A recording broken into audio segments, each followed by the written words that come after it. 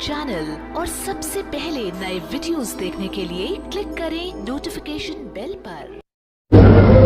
अब जब यहां से ऊपर जावांगे ना, सुरत नृत है डोली तेरी, बैठ सुन शिखर में जाके। ये सुरत और नृत इस नाम के प्रभाव से, सुमरन की कमाई के दबाव से, ये सुरत और नृत हमारी है। सुरत नृत एक सूक्ष्म चाल होती है अंदर, जो समाधि में हम चलते हैं। सुरत आगे चलती है और नृत उसके साथ साथ रहती है, और आत्मा उससे भी सूक्ष्म है, जो दिखाई भी ना देती, उन्हीं में मिक्स होती है। सुरत का मतलब है कि हमारी सुरती की जैसे सामने कोई ये क्या चीज रखी है, जो देखे तो वो नृत निरीक्षण करती है कि मेज दिखा है, सामने दिखाई देती है कोई वस्तु, सुरती पहले जाती है एकदम वो भलाखा सा लगे, और नृत उसका निरीक्षण करती है कि ये फलानी चीज है। तो ऐसे इनका आपस में मेल ताल मेल है और ऊपर चल पड़ती है। कहते हैं ये तेरी डोली है, आत्मा तने ऊपर लेकर जाएंगी, और बैठ सुन शिखर में जाकर, जहां पर तेरे असली पति परमात्मा सतपुरुष का स्थान है, ये डोली तने वहां ले जाएंगी, और वहां अपने सुन शिखर में, शिखर के चोटी में, आखिरी सुन की चोटी में वहां पहुंच जाए। सुरत नृत है डोली तेरी, बैठ सुन शिखर में जाके, और मकर तार का खेल कांगना अल्लल ध्यान रचा के।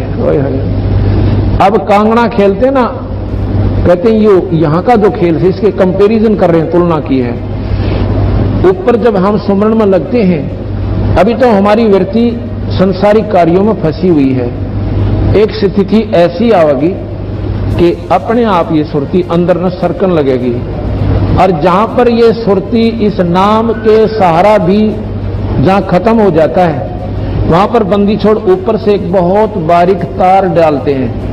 एक सुरती का एक ऐसा, जैसे रेलवे लाइन हुआ करे, ऐसा मतलब जैसे रेलवे लाइन पर फिर आप चलने जाओ, सुना कितना जाओ, कहीं ले जाओ, इधर उधर नहीं जा सकती। एक बिल्कुल मकड़ी के तार कैसी डोरी ऊपर से मालिक देगा इस अपनी आत्मा को, सतपुरुष कहते हैं, उसके सहारे, और फिर ये ऐसी चिपक जाएगी जैसे रेल पटड़ी पर खा दिया करे। मकर तार का खेल कांगना, फिर अल्लल ध्यान रचा के, यानी फिर इधर उधर ध्यान नहीं जागा तेरा। तो महाराज जी कहते हैं कि इस प्रकार तेरी साधना जब बन जाएगी, तो फिर इच्छा तेरे में रहे नहीं। इच्छा रहोगी तो फिर वापस आओगे, और स्मृत मंडल के घेरे में फिर पड़ जाओगे। इच्छा दासी जम की या काल की खास दूत है इच्छा। इच्छा दासी जम की या खड़ी रहे दरबार, और पाप पुण्य दो वीर हैं, और या सतखसमी नार। गरीबदास जी महाराज कहते हैं कि पाप और पुण्य भी तेरे को यहीं उलझाए रखेंगे, क्योंकि पाप पुण्य कर लिए स्वर्ग में भोगेगा, और पाप बने नरक में भोगेगा, और भाई फिर 184 का पूरा गेड़ा। और ये इच्छा ही करवाती है पाप भी और पुण्य भी। अब मन में संशय होगी तो फिर हमने पुण्य तो करने नहीं चाहिए, क्योंकि भोगने पड़ेंगे। नहीं, पुण्य बिना जीव का निर्मलता नहीं रहेगी, आत्मा कठोर हो जाएगी जो धर्म नहीं करते। दया धर्म का मूल है, और पाप मूल अभिमान, और तुलसी दया ना छोड़ियो जब लगट में प्राण। और दया जब बनी रहेगी जब आपकी धर्म में वृत्ति रहेगी। दया जो है धर्म की जड़ से, और धर्म नहीं करोगे, पुण्य नहीं करोगे, तो आपकी आत्मा कठोर हो जाएगी, पत्थर हो जाएगी, आप में श्रद्धा नहीं रहेगी, सेवा की भाव नहीं रहेगी। लेकिन वो कहते हैं फिर मेरा काम से, जब मैं यहां से तेरा फैसला करूंगा, आपको यहां से निकालूंगा, तेरे पुण्य भी और तेरे पाप भी, दोनों पर कलम मार दूंगा, और सतलोक ले जाऊंगा। वहां ना पुण्य की हो सकता है, ना पाप की हो सकता है। वहां जाने के बाद ये जीव उस परम पिता का पूरा आनंद प्राप्त करता है। इन त्रिलोकी यारा न भूल बावड़ी, इच्छा बीज भस्म हो तेरा। राम दुहाई सत कहतूं, सतगुरु करावे फेरा। रामपाल हो सतगुरु का चेरा, काल खड़ा लखावे है। शब्दी द्वितीय। सार शब्द को खोजकर शब्द में बैठे सो महामुनि निरंजन कहिए। यो सार शब्द सतगुरु कबीर है, लहा जाए तो लहिए।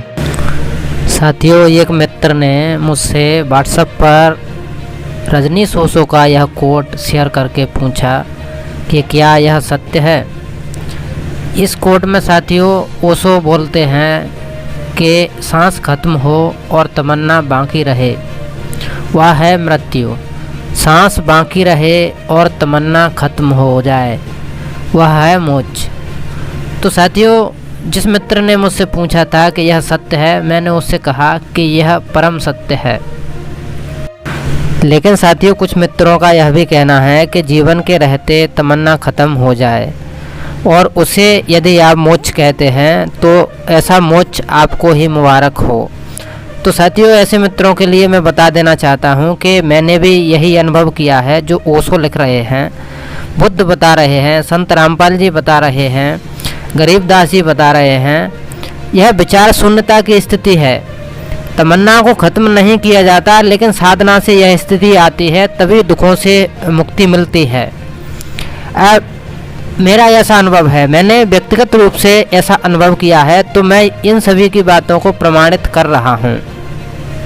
हम यह नहीं कह रहे कि इस बात को आप सच मानिए, लेकिन जो जानने वाला व्यक्ति होता है उसे मानने की ज़रूरत ही नहीं होती। वह जानता है, उसके बाद में उसका अनुभव करता है और उसे प्रमाणित करता है साथियों।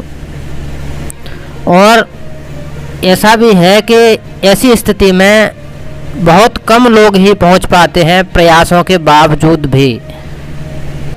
साथियों हमने गूगल पर सर्च किया है तमन्ना का अर्थ।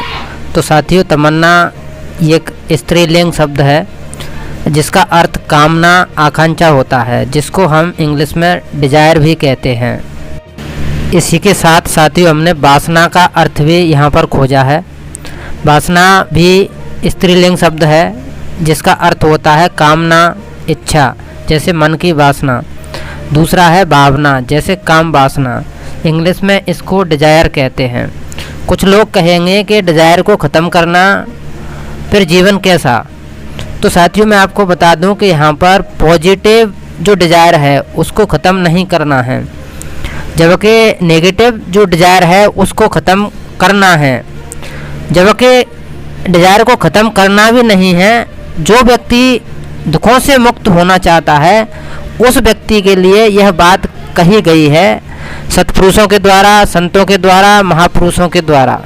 साथियों यह है भगवान बुद्ध और उनका धम्म, जो कि बोधिसत्व बाबा साहब डॉक्टर भीमराव अंबेडकर जी द्वारा लिखी हुई है। और साथियों हम इसके 217वें पृष्ठ पर आ चुके हैं। यहाँ पर बाबा साहब डॉक्टर भीमराव अंबेडकर जी लिखते हैं कि बुद्ध ने मुक्ति का आश्वासन नहीं दिया। उन्होंने कहा कि मैं मार्गदाता हूँ, मोक्षदाता नहीं। साथियों इसी किताब के 218वें पृष्ठ के 10वें पद में लिखा हुआ है कि भगवान केवल मार्गदाता थे, अपनी मुक्ति के लिए हर किसी को स्वयं प्रयास करना होता है। साथियों इसी भाग के एक में हम 221वें पृष्ठ पर आ चुके हैं और इसके 39वें पद में हम पढ़ेंगे साथियों। यहाँ यह संपूर्ण और सुस्पष्ट कथन है कि तथागत किसी को मुक्ति का आश्वासन नहीं देते, वे केवल मुक्ति पथ के प्रदर्शक हैं।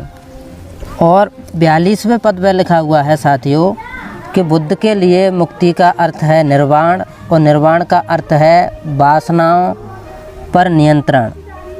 ऐसे धम्म में मुक्ति का आश्वासन या वचनबद्धता कैसे हो सकती है।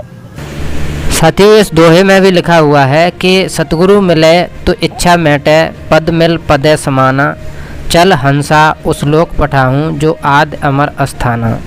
अर्थात साथियों सतगुरु मिल जाने पर, सच्चा मार्गदर्शक मिल जाने पर डिजायर जो होती है उसको ख़त्म करवाता है, उसके बाद में दुख मुक्ति होती है। तो साथियों चाहे रजनीश ओशो हों, बुद्ध हों, संत रामपाल जी हों, गरीबदास जी हों या अन्य जो व्यक्ति यहाँ तक पहुँचे हैं, ऐसा उन्होंने अनुभव किया है, वह सबसे पहले मानवतावादी हैं। और यदि उनको कोई धर्म की दृष्टि से देखता है, जाति की दृष्टि से देखता है, तो साथियों उनके लिए यह सभी संत जो एक ही बात को प्रमाणित कर रहे हैं, वह श्रमण हैं, सत्य शोधक हैं, बुद्ध पुरुष हैं। इसी के साथ साथियों मैं आपसे अपील करता हूं कि आप हमारे चैनल पर नए हैं तो हमारे चैनल को सब्सक्राइब करें, लाइक करें, कमेंट करें और सभी दोस्तों में शेयर करें। साथियों चैनल को सब्सक्राइब करने के बाद में ऑल नोटिफिकेशन दबाना ना भूलें ताकि आपको हमारे सभी वीडियोज़ की नोटिफिकेशन मिल सके। धन्यवाद साथियों।